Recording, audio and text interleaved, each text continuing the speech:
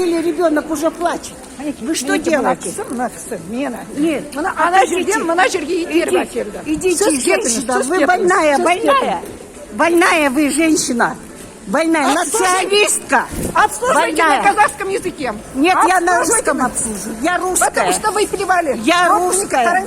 Я русская. Миники, русская буду обслуживать только на русском языке. Харангздар. Да. Да. И не это не Миники, Миники, Миники, Миники казақтың сапқындары, Миники осы сапқындары. Грубо и ясно, я тебе говорю. Шейнема. Все, иди отсюда. Мінеке қараңдар, бүкіл Қазақстан қараңдар немене болып жатыр. Мінеке шығып беріп жатыр, по-русски говорите деген.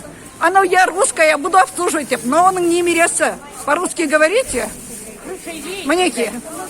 Енді оларды шығып беріп жатқан мінеке мына қатын маған бақырып жатқан. Көріп тұрсыздар. Мінеке қараңыздар, бүкіл Қазақстан қараңыздар.